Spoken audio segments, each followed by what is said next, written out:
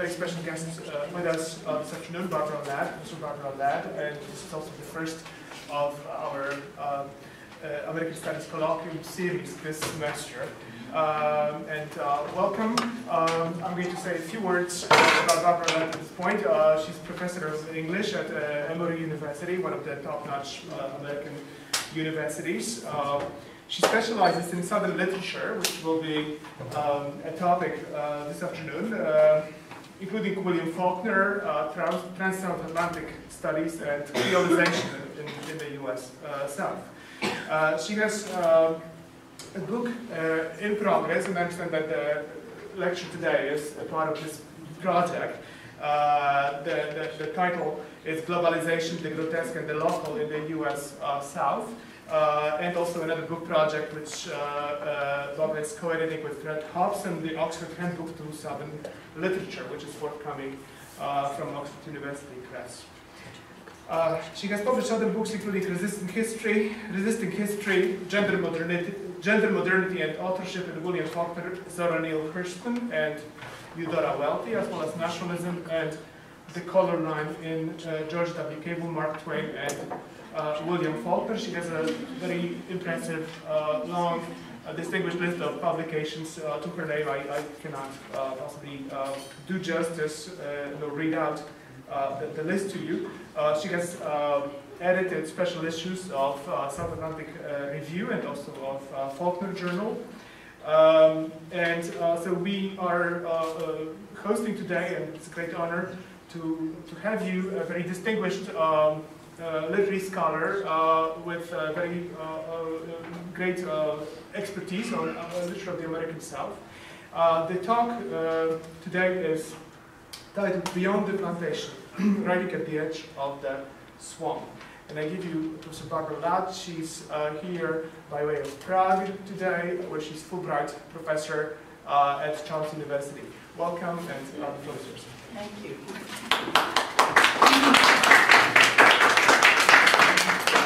First, I want to thank Professor Basiuk, and I think that my pronunciation is awful, but thank you, and for hosting this, for inviting me, and organizing this. And I want to thank Anna Kurovitska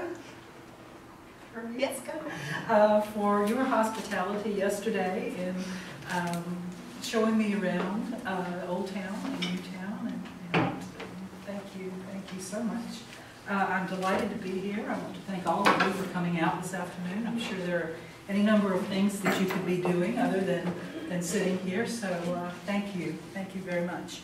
I'm a little winded because I got off the metro and started in the wrong direction and stopped to ask directions of someone who thought that I was going in the right direction. So I ended up going about a mile in the wrong direction, and then time was passing and I come back.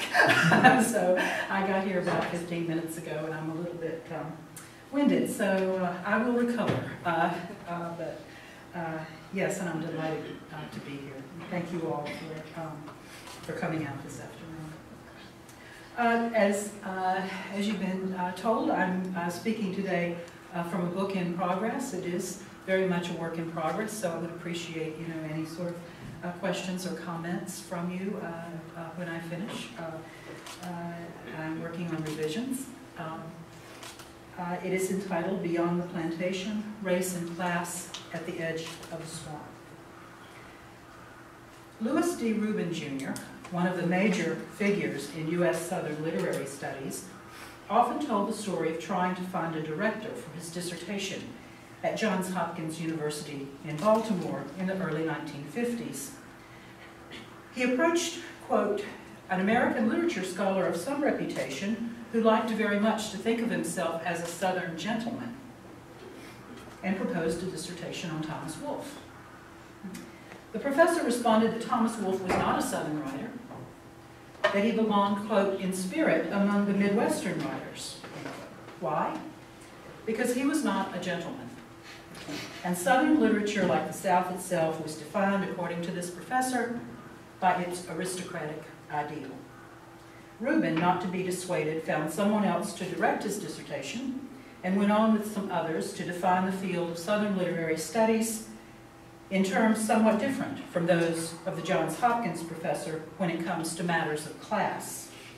In the next decade, in the 1960s, in a very famous essay, Southern Literature, a Piedmont Art, Rubin wrote that the major Southern writers of the 20th century were, quote, outsiders to the aristocratic ideal, not poor but not rich either, more like Thomas Wolfe, whose mother ran a boarding house in Asheville in western North Carolina. More recently, we have seen the flourishing in the South of a powerful working class in poor white literature. I'm thinking here of writers like Harry Crews, Dorothy Allison, Jim Grimsley, and Larry Brown. But in spite of the work of Rubin and his generation, as it's called, meaning the generation of the mid-20th century, and this more recent flowering of a redneck, or poor white writing, you could say that the aristocrat continues to exert a definite hold over the kind of work undertaken within the academy, at least insofar as the representation of black-white racial conflict is concerned. So that the idea of the plantation, with its inevitable narrative of class in the South, is chiefly a matter of elite planter and black slave, with little to no room for anyone else, has continued to predominate, to the point where we've seen something of a naturalization of the idea of the contemporary U.S. South as a post-plantation culture, and have come to use the term post-plantation too broadly, I think, to talk about everything from the civil rights movement to conditions facing immigrant labor in the contemporary South to Southern literature and literary history. To put it bluntly, this is a narrative in which African Americans constitute an underclass, always, always in relation to the elite. One of the unfortunate consequences is that it becomes very hard to talk about the intersection of race and class in the South as it shapes the lives of most Southerners today, who are and have been middle class, working class, or poor. In other words, the continued preoccupation with the aristocrat and the plantation, home of the aristocrat, may have something to do with our inability to get past the static racial narrative, and I do think it's a static racial narrative that continues to shape racial discourse in literary studies. In short, we have yet to see a well-developed narrative of class, specifically one that accounts in any satisfactory or truly historicized way for the racial realities of life among yeoman farmers and landless whites or poor whites. In the U.S., as you know, we're much more comfortable with race and gender, and more recently, ethnicity, as analytical categories. A few scholars coming from the field of whiteness studies have done some relevant work on class. I'm thinking of Grace Hale, Matt Ray, and John Hartigan Jr., but none is especially interested in literature. And it's not that we never treat poor whites, or as they're sometimes called, white trash, in the books and articles we publish. It's just that when we do, we seem more interested in the local color aspect of their presence in Southern literature. The Snopes clan always gets a laugh. Or too willing, too quick, to simply accept unquestioning the brief account of Southern poverty we've all come to know.